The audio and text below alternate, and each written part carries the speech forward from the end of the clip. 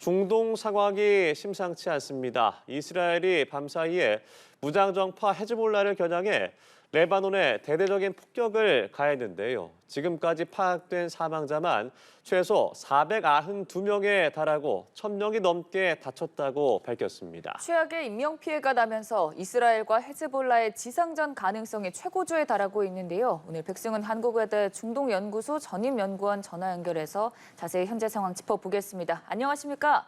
네, 안녕하십니까. 네, 이스라엘의 대적인 공습이 계속되면서 레바논에 대규모 인명피해가 발생했습니다. 레바논 수도 베이루트까지 표적 공습 대상이 된 건데요. 지금 어떤 상황인지부터 정리해 주시죠. 네, 이스라엘과 헤즈볼라의 충돌이 상당한 수준으로 지금 고조되고 있는 상황이죠. 지금 이스라엘군은 신속하게 단기적으로 하마스의 공격 능력을 상쇄시키려는 작전을 지금 수행 중입니다.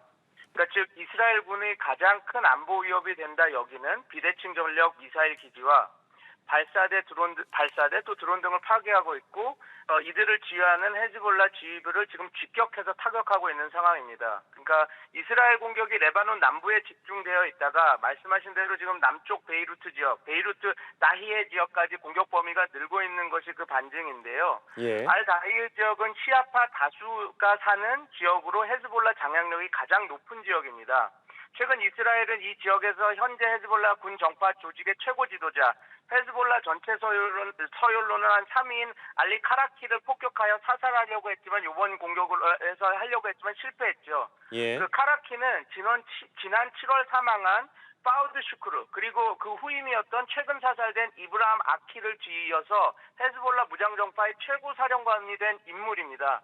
네, 그러나 이렇듯 이스라엘 군사작전은 헤즈볼라의 군사 능력 저해와 이를 지휘하는 최고 지도부에 대한 직접적인 작전을 수행 중인데요. 예. 아직까지는 해외 전문가들 그리고 저희 판단으로는 레바논과의 전면전을 원한다기보다는 네. 하마스의 전쟁을 끝내기 위해서라도 즉 그들이 이야기했던 이스라엘군이 이야기했던 하마스의 괴멸을 위해서라도 헤즈볼라의 영향력 약화와 그러니까 그들의 가자지구로의 영향력 행사를 확실히 끊어둘 필요가 있었기 때문에 지금 충돌 고조를 전면전의 정지 작업으로 분석하는 것은 조금 조심히 바라보고 있는 상황입니다. 다만 우리가 여지껏 본 전면전 충돌은 이러한 국지전 고조 속에 우발적인 사건 혹은 우발적인 피해로 인해 확전된 경우가 많아서 이스라엘과 헤즈볼라의 긴장 고조, 그리고 이런 충돌의 고조, 그리고 피해자들 속출이 원치 않은 확전으로 이어지지 않을까 하는 걱정하고 있는 상황입니다. 왜냐하면 지금 벌어지고 있는 양측의 군소 충돌과 피해자 수는 상당히 우려할 만한 수준이라서 그렇습니다. 예. 네, 말씀을 해주셨지만 사실 전면전을 원치 않는다고 하는 것과는 대비되게 이번 공습으로 민간인들의 피해가 속출했잖아요. 상당한 네, 규모 아닙니까? 네, 레바논 현지 시각 월요일 새벽 공습으로 레바논 보건당국이 밝힌 바로는 492명의 사망자와 네. 수천 가구, 그러니까 보통 한 3만 명의 레바논 시민을 대피해야 했다고 밝혔습니다. 그러면 말씀 주신 대로 이는 2006년 이스라엘 헤즈볼라 전쟁 발발 이후에 가장 큰 피해 규모라고 할 수 있습니다. 그래서 네. 이스라엘 방위군은 자신들이 1,300개 헤즈볼라 군시설을 폭격했다고 밝혔습니다. 이스라엘 방위군은 민간인 피해자보다는 1,400개의 헤즈볼라 군 시설을 폭격했다라는 데 방점을 두고 있는 지금 상황입니다. 네. 예, 일단 이렇게 말씀하신 대로 전례 없는 민간인 사망자가 나왔음에도 이 네타냐후 총리는 헤즈볼라에 대한 공격을 계속하겠다고 밝혔거든요. 이렇게 멈추지 않는 이유 뭐라고 보십니까? 제가 앞에서도 말씀드렸지만 이를 지금 네타냐후의 이런 행동을 전면전의 정지작업으로 보면 현재 이스라엘 행동을 이해하기가 좀 어려워집니다. 예. 레바논과의 전면적 전쟁을 원하느냐 아니냐 이렇게 단선화해서 이들의 행동을 이해할 수밖에 없거든요. 그렇게 보면. 근데 이제 다수의 군사 전문가들, 특히 이제 그 영미권 전문가들을 보면 이는 전쟁을 막기 위한 혹은 최악의 상황을 대비하기에 전쟁 억제력을 가장 높이는 전략으로 보는 것이 오히려 좀 타당합니다. 근데 물론 이는 이스라엘의 되게 아주 위험한 군사작전이죠. 되게 하일리 리스키한 군사작전이죠. 그러니까 예. 이게 잘못하면 확전으로 될 수 있는 그 군사작전이라는 것입니다. 그래서 제가 아까 모두에 말씀드린 것처럼 이스라엘이 기필코 지금 끝내야 하는 전쟁은 하마스와의 전쟁입니다. 그 목표는 하마스의 괴멸이고요. 네. 그러나 하마스를 괴멸시킨다라고 하는 군사작전의 뭐 그 가능성은 그게 가능하냐라는 것들은 뭐 차치한다 하더라도 하마스의 괴멸을 이루기 위해서는 헤즈볼라의 군사 능력 약화가 필수 조건입니다. 그러니까 따라서 헤즈볼라와의 관계 정립이 지금 필요한 상황이죠. 근데 이 목표는 이스라엘군의 목표는 최근 헤즈볼라가 입은 피해가 커지면 커질수록 어느 정도 성과는 이렇습니다. 또 이제 이러한 헤즈볼라에 대한 높은 수준의 공격은 향후 이스라엘군의 운신의 폭을 넓혀주는 역할도 합니다. 왜냐하면 지금 이스라엘은 1년 가까이 하마스와의 전쟁을 수행하느라 많이 지친 상태이거든요. 네. 지치고 분열된 이스라엘 군대가 레바논 남부에서 경험이 많고 지금 분노가 지금 가장 올라온 헤즈볼라군의 그 전면전은 이스라엘군한테 재앙이 될 가능성이 높습니다. 그래서 하마스의 괴멸을 위해서라도 헤즈볼라 말고 하마스의 괴멸을 위해서라도 또 예측 못한 확전 상황에서 헤즈볼라가 개입됐을 때 얘네들을 억제하는 그 목표를 위해서라도 지금 한번 크게 공격해서 많은 예봉 그리고 이들의 군사 능력, 헤즈볼라의 군사 능력을 꺾어놔야 이스라엘의 군의 향후 군사 전략 성공 가능성이 높아지기 때문에 예. 다분히 위험하더라도 이런 군사 작전을 지금 실시하고 있는 것으로 보는 것이 좋죠. 그러나 다시 한번 말씀드리지만 이 이스라엘의 군사 작전은 정말 위험성이 높은 선택을 이스라엘이 하는 것이어서 정말 중동의 긴장 상태가 강화되고 있고 확전의 위험성도 지금 점점 고조되고 있는 상황인 것은 확실합니다. 네, 참 이 전쟁을 막기 위해 공습을 가한다는 게 아이러니하게 다가오는데 하마스의 괴멸을 위해서 헤즈볼라를 없애려고 한다라는 말씀을 해주셨잖아요. 이게 어떤 의미인 건가요? 헤즈볼라를 없앤다라는 게 아니라 헤즈볼라를 없앨 수가 없습니다. 왜냐하면 지금 헤즈볼라는 그냥 단순 계산만 해도 하마스보다 7개, 9배 군사 능력이 있는 조직이고 예. 이미 레바논과의 전면전은 이미 1985년부터 2000년까지 이스라엘군이 들어가서 헤즈볼라를 없애려고 했지만 실패했거든요.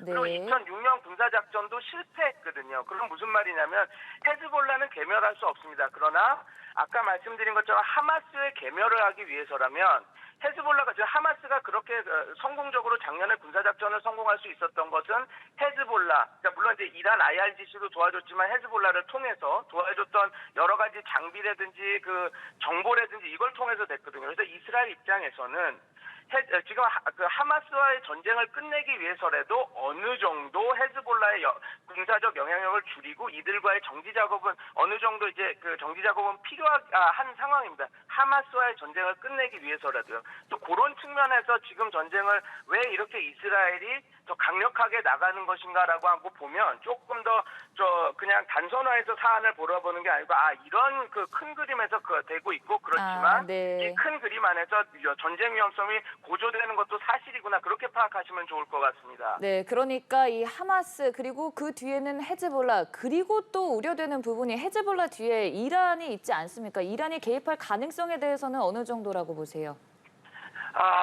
이란이 소위 말하는 지상군 파견까지 하면서 군사작전을 수행할 가능성은 아직은 낮아 보입니다. 네. 다만 IRGC, 그러니까 이란 혁명수비대의 특수전 요원들과 그런 군사 조직들이 활동이 지금 더 활발히 진행될 가능성은 높죠. 그러니까 걱정되는 부분은 현재 헤즈볼라도 이스라엘 정부 군 고위사령관 혹은 정부 요인들 암살 작전을 지속해서 지금 시도하고 있는데 만약에 이란이 더 적극적으로 개입한다면 이스라엘 민간인 피해를 최소화하는 이스라엘 요인 암살, 군시설 및 정부시설 등에 대한 테러, 공격 등의 확률이 가장 높습니다. 예. 그래서 현재로서는 이란이 헤즈볼라의 지금 다양한 군사작전을 같이 정보를 공유하면서 그런 분란전 요원들을 같이 보내서 상당 부분 참여하고 있는 것은 보이는데요. 우리가 이제 더 전쟁이 확전되면 이란이 직접 지상군을 파견해서 이스라엘에 보내는 것은 이라크도 껴있고 지금 소위 말해서 국경을 접하지 않기 때문에 쉽지는 않고 아마 헤즈볼라를 통해서 적극적으로 지원하는 방식이 될 것 같습니다. 예. 이제 열흘 정도 뒤면은 이스라엘 하마스 전쟁이 발발한 지 이제 1년이 다 되어 갑니다. 앞으로의 상황은 어떻게 이어질 것으로 전망을 하시는지 궁금해요. 최근에 미국이 추가 병력을 파병한다라고도 했거든요. 그리고 미국 대선도 얼마 남지 않았습니다. 어떻게 전개될 것으로 보세요? 지금 제가 이게 예측은 불가한데 미국이 지금 파견한 군사 수를 정확히 무슨 그 작전으로 보내는지 그리고 그 규모도 상당 부분 적게 보낸다고 얘기하고 있거든요. 근데 저는 조금 걱정되는 부분이 좀 적극적으로 국제사회 또 미국이 나서줘야 됩니다. 왜냐하면 미국이 지난번에 보여줬던 것처럼 핵 항모, 그러니까 루즈벨트 항모와 링컨 항모를 2개를 추가로 보내서 확전 억제력을 보여줬거든요. 그래서 어느 정도 그 이란이나 헤즈볼라가 확전하지 못하게 이렇게 컨트롤이 됐던 겁니다. 근데 제가 걱정되는 부분은 이제 대선이 정말 코앞에 오지 않았습니까? 그래서 미국이 지금 그런 역할을 해줄지. 왜냐면 이번에 보낸다고 하는 그 병력도 과거에 핵 항모를 2개 보내고 그런 수준이 아니어서 조금 그런 것들이 좀 뒷받쳐 주면 좋을 것 같습니다. 왜냐면 미국이 자신들의 병력을 보낸다 했지만 상당히 미미한 수를 보내는 걸로 지금까지는 보고되고 있고 이게 저는 이스라엘과 이란의 잘못된 시그널이 될까 봐 걱정됩니다. 왜냐하면 미국의 전쟁 억제력이 이런 강력한 항모를 보내는 것은 이스라엘과 이란 양측에 작동하는 것인데 이게 약해지면 이들의 그 약간 도발이나 군사 작전을 통제할 외부 요인이 사라지는 것이거든요. 그래서 조금 더 적극적으로 이렇게 왔으면 좋겠는데 지금 말씀드린 대로 대선이 지금 코앞이라서 바이든 행정부가 과연 그렇게까지 이렇게 자기네 미군의 자산을 투입할지 그런 것들은 조금 지금 보여지는 거에서는 약하기 때문에 그 부분이 이제 가장 우려되고 있는 상황입니다. 근데 사실 그러는 동안 민간인들의 피해는 속출하고 있잖아요. 이 중동 긴장 정세가 계속되는 상황에서 그럼 어떻게 좀 출구 전략을 꾀하면 좋을 것 같습니까? 지금 이스라엘 입장에서는 저 정도까지 던진 상태에서 출구 전략이 지금 없지요. 지금 어느 정도 이 긴장 고조를 끝까지 올려서 자기네들의 레버러지를 올리는, 그러니까 자신의 협상력을 올리는 쪽까지 끌고 갈 겁니다. 그러면 지금 상황에서는 출구 전략을 지금 기대하는 거는 좀 어렵고요. 다만 아까 말씀드린 것처럼 미국의 적극적인 개입, 그다음에 조금 유엔이 적극적으로 좀 개입해줘야 됩니다. 이게 자꾸 안보리를 열고 그게 무슨 그 구속력이 없다, 국제법이 뭐 그렇게 양측의 구속력이 없다 하더라도 계속해서 삐삐 테러나 이런 거는 전쟁 범죄 사항이다 뭐다 해서 계속해서 향후에 이제 국제사회의 요구에 그러니까 자기네들이 순응하지 않으면 자신들의 비용이 계속 올라가고 있다라고 하는 그 압박은 계속해서 취해야 된다고 봅니다. 그래야지만 그나마 지금 상황에서 출구 전략까지는 아니더라도 어느 정도 양측의 그 도발이나 확전 고조를 조금 억제시킬 수 있을 것이라고 보입니다. 예, 알겠습니다.